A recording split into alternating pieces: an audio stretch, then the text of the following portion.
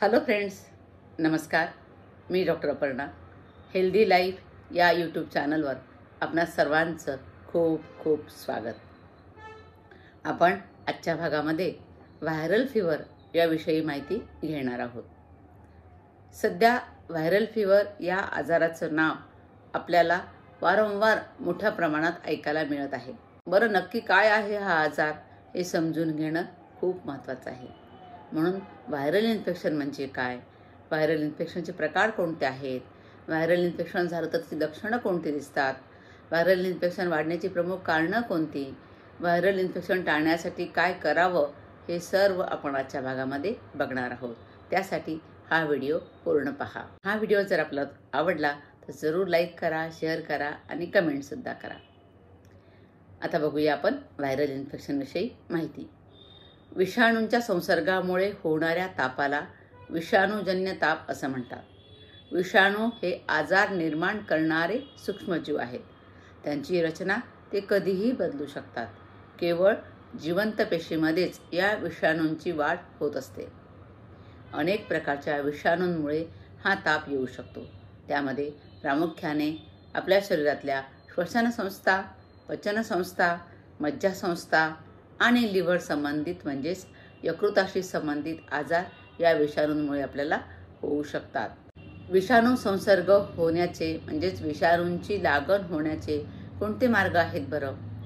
विषाणू संसर्ग हा एकापासून दुसऱ्याला फार पटकन होतो. श्वासातून होतो. म्हणजे विषाणू संसर्ग झालेली व्यक्ती जर खूप खोकत असेल किंवा शिंकत असेल तर त्याद्वारे या विषाणूंचा प्रसार होऊ शकतो. म्हणून कोरोना काळामध्ये आपण मास्कचा वापर सगळेजण करत होतो. स्पर्शाने सुद्धा विषाणूंचा प्रसार होतो. म्हणून आपण कोरोना काळामध्ये अंतर ठेवून सगळ्यांशी वागत होतो. विषाणू संसर्ग झालेल्या व्यक्तींनी एकमेकांचे कपडे घातल्याने, दूषित पाणी पिल्याने, थुंकी, मल अशा कुठल्याही मार्गाने हा विषाणू संसर्ग होऊ शकतो. म्हणून व्हायरल इन्फेक्शनपासून आपल्याला जर बचाव करायचा असेल तर सर्वोत्तम मार्ग म्हणजे कोणता? वारंवार आपले हात धुणं, जे आपण कोरोना काळामध्ये चांगल्या प्रकारे शिकलो होतो. आजारी असलेल्या लोकांशी जवळचा संपर्क आपण टाळला पाहिजे. आणि खोकताना, शिंकताना आपलं तोंड किंवा नाक आपण झाकलं पाहिजे. किंवा दुसरे शिंकत असतील तरीही आपण आपली काळजी घेतली पाहिजे. त्यांनी जो शिंकतो त्याने तर रुमाल वापरलाच पाहिजे. तो वापरत नसेल कमीत कमी आपण तरी ती काळजी घेतली पाहिजे. हे इन्फेक्शन केव्हा जास्त होतं बरं? एक ऋतू संपून दुसरा ऋतू जेव्हा चालू होतो त्यालाच आयुर्वेदामध्ये ऋतुसंधी असं म्हणतात. त्या काळामध्ये हा विषाणू संसर्ग होण्याचं प्रमाण वाढतं. बघा, काही वेळा आपल्याला चिकनगुन्याची साथ आलेली जाणवते. कधी कधी स्वाईन फ्लू वाढलेला आढळतो. स्वाईन फ्लू वाढतं, कधी डेंग्यूचं प्रमाण वाढलेलं असतं. मग त्यावेळी त्या विषाणूंसाठी पोषक वातावरण निर्माण झालेलं असतं. मग अशा वेळी त्या विषाणूंची लागण झपाट्याने होत असते आणि त्याचा प्रसार फार झपाट्याने होतो आणि असे पेशंट बरेच आपल्याला दिसतात. ज्यांची इम्युनिटी कमी आहे, रोगप्रतिकारक शक्ती कमी आहे, त्यांना याचा जास्त त्रास होतो. पटकन त्यांना हे इन्फेक्शन होत असतं. स्वस्थ व्यक्तीलाही हा त्रास होऊ शकतो, पण विषाणू संसर्ग झाला तरी तो लवकर बरा होतो. कोणाचा लवकर बरा होतो? पण ज्यांची इम्युनिटी चांगली आहे त्यांचा.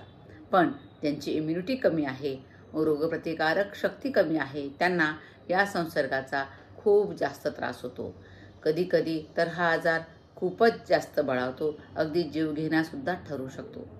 काही प्रकरणामध्ये व्हायरल इन्फेक्शनमुळे न्यूमोनिया होऊ शकतो, मेंदूज्वर होऊ शकतो किंवा एन्केफालायटिस यासारखी गंभीर गुंतागुंतसुद्धा होऊ शकते. ज्यांना श्वसनसंस्थेचे आजार आहेत, अस्थमा आहे, ब्रॉन्कायटिस आहे, त्यांनासुद्धा विषाणू संसर्ग पटकन होऊ शकतं. आणि ओल्ड एजमध्ये इम्युनिटी कमी झालेली असते तेव्हासुद्धा हा आजार पटकन वाढू शकतो. या विषाणूंचे प्रामुख्याने प्रकार सांगताना असे सांगता येतील की डास चावल्यामुळे पसरणारे विषाणूंचे आजार आणि हवेतून आणि संसर्गातून पसरणारे विषाणूजन्य आजार. डास चावल्यामुळे डेंग्यू, चिकनगुनिया हे आजार होतात. आता काही सामान्य व्हायरल इन्फेक्शनची नावं आहेत ती बघूया आपण. एड्स, कांजण्या, कोरोना, गालफुगी, गोवर, देवी, पोलिओ, रुबेला, विषमज्वर, हेपॅटायटिस, स्वाईन फ्लू, नागे म्हणजे हर्पीस जोस्टर, HPV, इबोला आणि कोरोना तर सर्व परिचित असा हा आजार आपण काही वर्षापूर्वीच अनुभवला. हा विषाणू संसर्ग झाला तर कुठली लक्षणं आपल्या शरीरामध्ये आढळतात?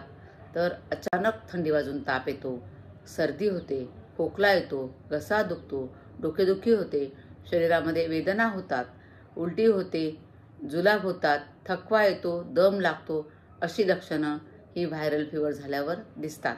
पण ही सगळीच लक्षणं एकदमच दिसतील असंही नाही आणि एका पेशंटला ही सगळी लक्षणं दिसतील असंही नाही. ही लक्षणं दिसल्यानंतर डॉक्टरांकडे जाणं तेवढंच महत्त्वाचं आहे. पण अँटीबायोटिक्सचा आग्रह धरू नये, कारण 3 ते 5 दिवस हे इन्फेक्शन राहतं. तेवढे दिवस आपल्याला याचा त्रास सहन करावाच लागतो आणि डॉक्टरांनीही अँटीबायोटिक्सचा वापर हा व्हायरल फीवरसाठी करू नये, कारण आपल्या भारतामध्ये अँटीबायोटिक्सचा वापर खूप जास्त प्रमाणात होतो आहे. ते सुद्धा आपल्या आरोग्यासाठी चांगलं नाही. विषाणूजन्य आजारांना अँटीबायोटिक्सचा काहीही उपयोग होत नाही, हे सर्वांनी समजून घेणं खूप महत्त्वाचं आहे. तर काय केलं पाहिजे याच्यामध्ये? तर व्हायरल इन्फेक्शन जेव्हा होतं, तुम्हाला डॉक्टर जेव्हा सांगतात की तुम्हाला व्हायरल इन्फेक्शन झालेलं आहे, तेव्हा डॉक्टर तुम्हाला जे मेडिसिन देतील ती मेडिसिन व्यवस्थित घ्या, पूर्ण आराम करा, पाणी व्यवस्थित प्या, स्वतःला हायड्रेट ठेवा. घसा खवखवत असेल तर कोमट पाण्यात मीठ टाकून त्याने गुळण्या कराव्यात. साधं सकस ताजं अन्न खा आणि आराम करा. एवढी काळजी जर घेतली तर लवकर तुमचं हे इन्फेक्शन कमी होईल. आणि आपल्याला हे व्हायरल इन्फेक्शन पुढे होऊच नाही असं जर वाटत असेल तर काही गोष्टी आपण लक्षात ठेवल्या पाहिजेत, जेणेकरून आपलं आरोग्य चांगलं राहतं आणि आजार जरी झाला तरी कोणतीही समस्या उद्भवत नाही, तो आजार पळावत नाही, अगदी सौम्य स्वरूपात येतो आणि पटकन जातोही. तर असं जर आपल्याला पाहिजे असेल की आपल्याला आजारी पडू नये आणि आजार झाला तरी सौम्य स्वरूपात व्हावा असं जर आपल्याला वाटत असेल तर त्यासाठी आपल्याला आपली इम्युनिटी वाढवणं खूप जास्त गरजेचं आहे. आता इम्युनिटी म्हणजे रोगप्रतिकारक शक्ती कशी वाढते ती असं म्हटल्याने वाढणार आहे का? तर त्यासाठी आपल्याला आपल्या डाएटकडे लक्ष ठेवावं लागेल. आपल्याला junk food, fast food, hotelling सगळं बंद करावं लागेल. घरचं सकस ताजं अन्न वेळच्या वेळी घ्यावं लागेल.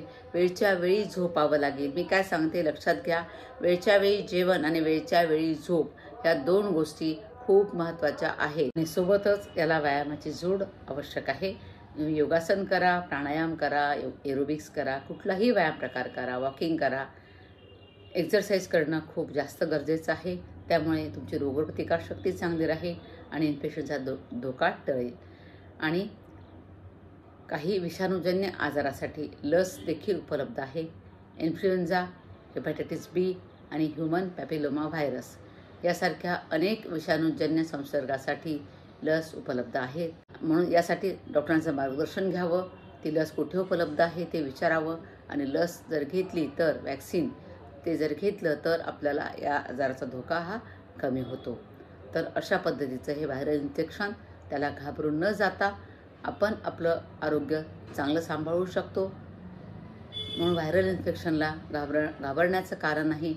डॉक्टर सांगतील त्याप्रमाणे औषधं घ्यायची, आराम करायचा आणि आपल्याला हे इन्फेक्शन जास्त होऊच नाही असं वाटत असेल तर आपली रोगप्रतिकारशक्ती चांगली ठेवायची. एवढंच आपण करू शकतो आणि ते आपल्या हातात आहे आणि सोपं आहे. तर सगळ्यांनी आपलं आरोग्य उत्तम ठेवूया आणि आपली लाईफस्टाईलकडे विशेषतः लक्ष देऊया. माझा हा व्हिडिओ पूर्ण पाहिल्याबद्दल धन्यवाद आणि माझं चॅनल जर आपण अजून सबस्क्राईब केलं नसेल तर जरूर सबस्क्राईब करा. धन्यवाद.